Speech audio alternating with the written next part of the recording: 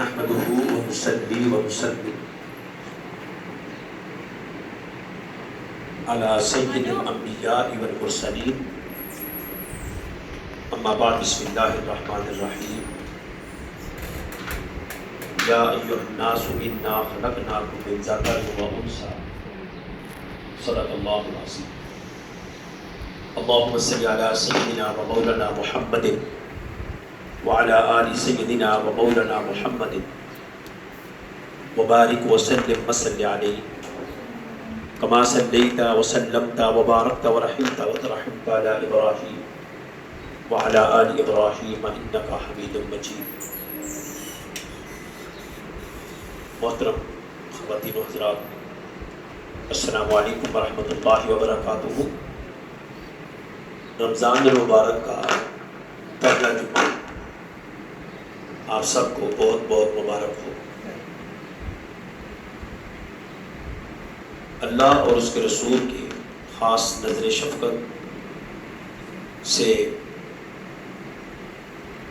یہ رمضان کا جو پہلا عشرہ گزر رہا ہے، جو کہ رحمت کا عشرہ کہلاتا ہے، اور یقیناً یہ ایک عظیم رحمت کا پیغام اس عشرے کے اندر ہمیں ملتا ہے. اور موجودہ دور کے اندر جو کہ اس وقت لاک ڈاؤن اور وبائی مرض کی شکل میں پاکستان، عالم اسلام، ملت اسلامیہ اور بین الاقوامی برادری اس کا شکار ہے. اگرچہ یہ ایک بہت بڑا ابتلائی وقت گزر رہا ہے، لیکن بحیثیت مسلمان ہم اپنی جس نظر سے دیکھتے ہیں، ہم یہ سمجھتے ہیں کہ نبی علیہ السلام کی کئی ایسی احادیث ہیں جو کہ بہت بڑی آفاقی اور چوٹی کی کائنات کے لیے ایک پیغام کا درجہ رکھتی ہے. اس کا ظہور ہو رہا ہے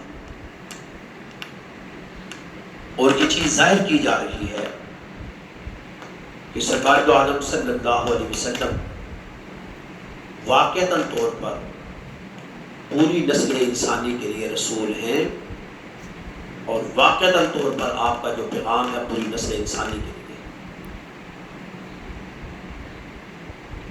جیسا کہ میں نے آپ کے سامنے جو ایک آیت پڑھی ہے، اس آیت کا بلکہ ایک چھوٹا سا ٹکڑا میں نے پڑھا ہے. یا ایھا الناس انا خلقناکم من ذکر و انثی، لوگوں ہم نے تمہیں ایک مرد اور ایک عورت سے پیدا کیا. اب بحیثیت انسان اللہ جل مجدہ نے ہمیں مخاطب کیا. بحیثیت انسان، جب بحیثیت انسان ہمیں مخاطب کیا تو انسان میں مرد اور عورت دونوں شامل ہیں. یہ ہے کہ اللہ رب العزت نے انسان کے نفس کے اندر دونوں کو مخاطب کیا ہے. اس کے بعد قرآن پاک کے اندر ایک آیت ہے، فرمایا قل یا ایھا الناس انی رسول اللہ الیکم جمیعا. پیارے حبیب صلی اللہ علیہ وسلم آپ سب لوگوں کو کہتے ہیں کہ اے لوگوں میں تم سب کی طرف رسول بن کر آیا. ایھا الناس، اس میں بھی انسان اور اس میں بھی مرد اور عورت برابر کا درجہ ہے. آپ حیران ہوں گے کہ ہم اکثر یہ سمجھتے ہیں کہ شاید قرآن مخاطب صرف مردوں کو ہے. نہیں، ایسی کوئی بات نہیں. مذہب واحد اسلام ایسا ہے جو کہ مرد اور عورت دونوں کو برابری سطح پر مخاطب کرتا ہے. جیسے کہ کہا انا خلقناکم من ذکر و انثی، ہم نے ایک مرد اور ایک عورت سے تمہیں پیدا کیا. دونوں کا ایک کردار ہے اور برابری سطح کا کردار. مرد کی لائف عورت کے بغیر نہیں، عورت کی لائف مرد کے بغیر۔ دونوں میں سے اگر کسی کی لائف مجرد رہے تو وہ لائف اس کی فضول اور ضائع جاتی ہے۔ دونوں کی لائف میں، یعنی مرد کی لائف میں عورت کا ہونا اور عورت کی لائف میں مرد کا ہونا، یہ تکمیل انسانیت ہے۔ اس لیے یہ طے کر لیں کہ مذہب اسلام نے عورت کو بہت بڑا درجہ دیا، بہت بڑا مقام دیا، بڑی عزت دی، اور برابری سطح پر اس کی عبادات کا ذکر، میں آگے اس کا ذکر کروں گا کہ برابری سطح پر اس کے مقام اور مرتبے کو واضح کیا۔ اب آجائیں ہم واپس اس پہلے ہی نقطے کی طرف کہ انسان بنایا، انسان میں مرد اور عورت دونوں شامل، پھر مخاطب کیا یا ایھا الذین آمنوا، اے ایمان والو۔ تو ہم یہ سمجھتے رہے کہ شاید اس میں مرد مخاطب نہیں، اس لفظ کے اندر عورتیں بھی مخاطب، اے ایمان والو۔ اب اس جملے کو آگے لے جائیں، وَأَقِیمُوا الصَّلَاةَ، نماز قائم کرو۔ ہم سمجھتے تھے کہ مردوں کو کہا گیا کیونکہ مرد مسجد میں جایا کرتے تھے، درس سنتے تھے، تو وَأَقِیمُوا الصَّلَاةَ، نماز پڑھو، انہوں نے نماز پڑھی۔ لیکن اس میں بھی مخاطب مرد اور عورت دونوں، وَآتُوا الزَّکَاةَ، زکات دو، اس میں بھی مخاطب مرد اور عورت دونوں ہیں۔ اگر عورت انفرادی سطح پر صاحب مال ہے، تجارت کرتی ہے، یا زیور کی شکل میں اس کے پاس اپنی ذاتی ملکیت ہے، تو اس پر زکات فرض ہے۔ وَلِلَّهِ عَلَى النَّاسِ حِجُّ الْبَيْتِ مَنِ اسْتَطَاعَ إِلَيْهِ سَبِيلًا، استطاعت کی حالت میں حج کرے، یہ بھی اس پر فرض ہے، اور اس میں بھی مرد اور عورت برابر درجہ ہے۔ یا ایھا الذین آمنوا کتب علیکم الصیام، اے ایمان والو تم پر روزہ فرض کیا گیا، اس میں بھی مرد اور عورت دونوں برابر۔ ایسا نہیں ہے کہ صبح سحری مرد جو ہے ان کی سحری اگر 3:45 پر بند ہوتی ہے تو عورت کی 4:30 بجے بند ہوتی ہے، برابر۔ ایسا بھی نہیں کہ مرد اگر سحری بند کرنے کی دعا کرتے ہیں تو عورت کے لیے کوئی اور دعا ہے، سیم دعا۔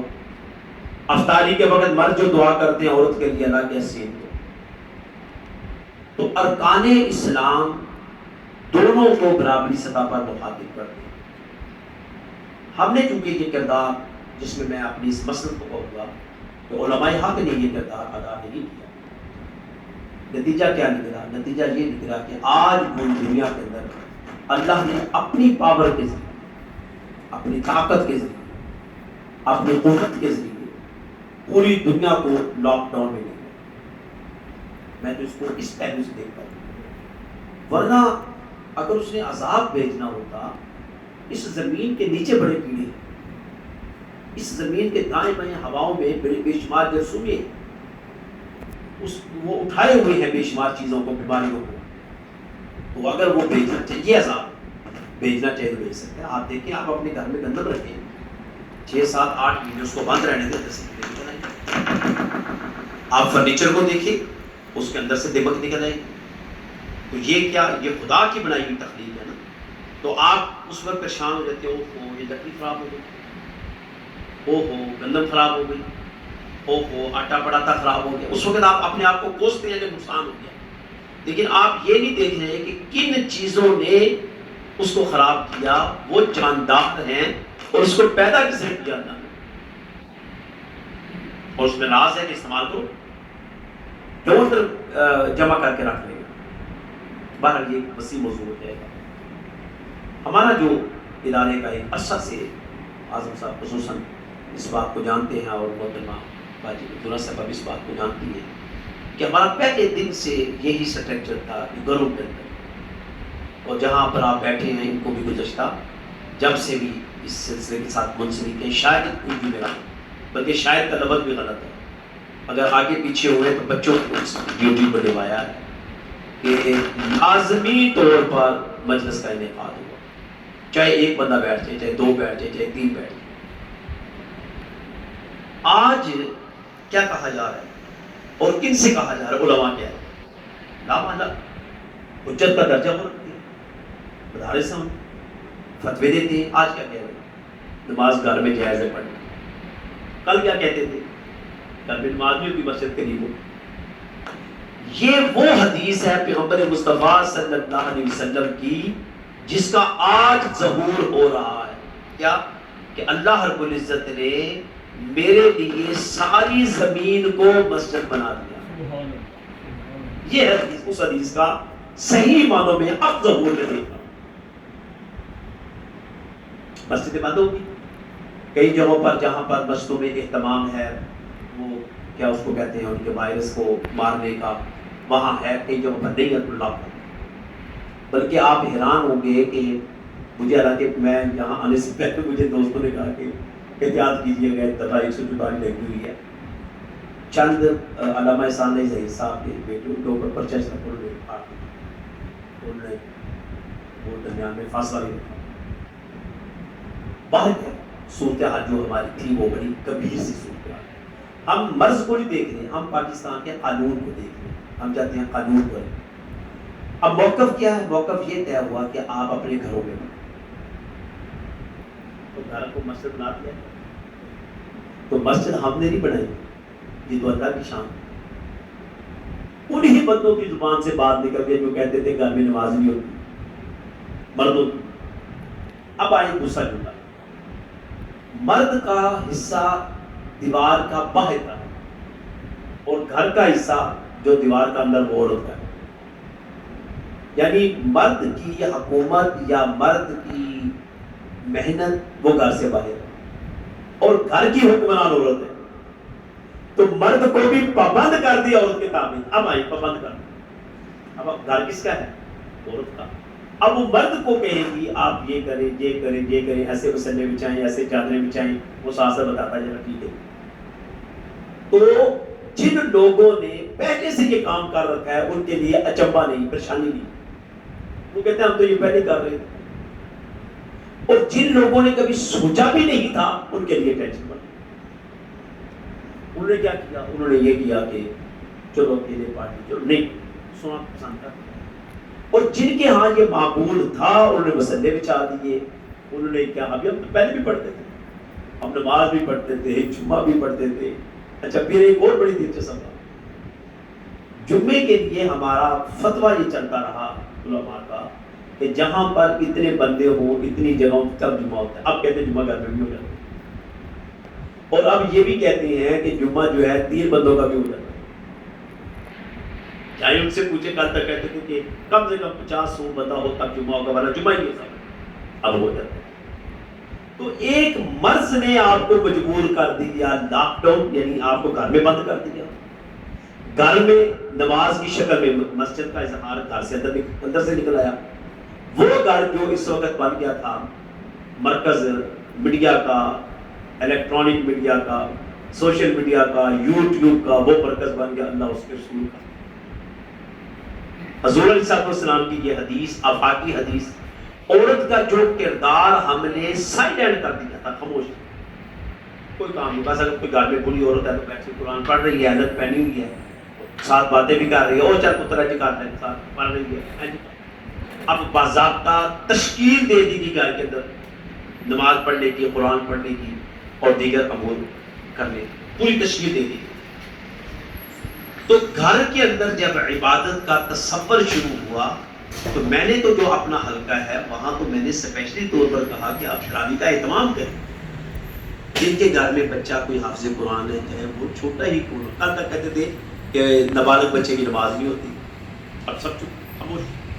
جو بالغ تھے, جو بزرگ تھے, ان کو پڑھانے کو نہیں دے رہا.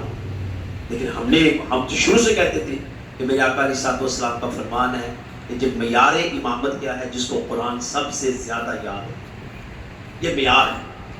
اور آپ حیران ہوں گے, اس کے اندر یہ تفسیر قرآن ہے, اس کے اندر آپ ابتدا میں پڑھیے گا جب مرضی. 2007 میں یہ لانچ ہوئی ہے, آج 2020 جا رہا ہے, 13 سال ہو گئے. مجھے آج تک کسی نے یہ نہیں لکھ کر بھیجا کہ یہ حدیث جو آپ نے اس کے اندر درج کیا یہ صحیح ہے.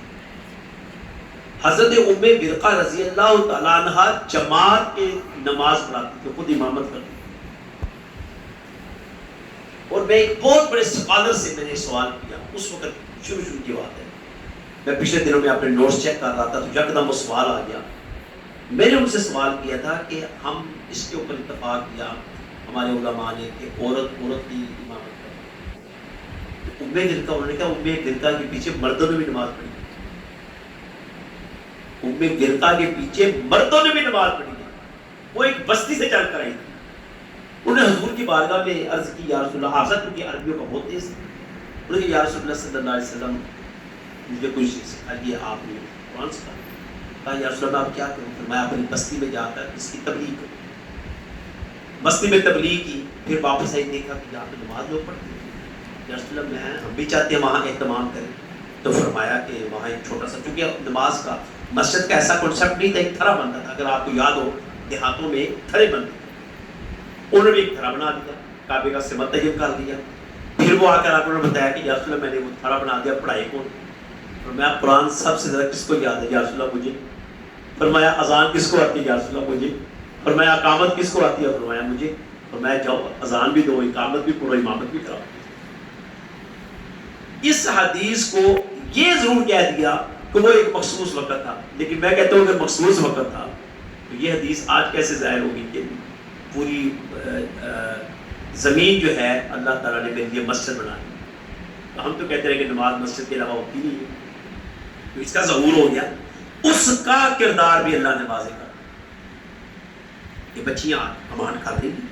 اگر ایک بچی ڈاکٹر ہے, میں سمپل سی بات کروں, ایک بچی پروفیسر ہے, وہ کلاس میں جب پڑھاتی ہے تو کلاس میں لڑکے بھی اس سے پڑھتے ہیں, تو کیا یہ امامت نہیں ہے؟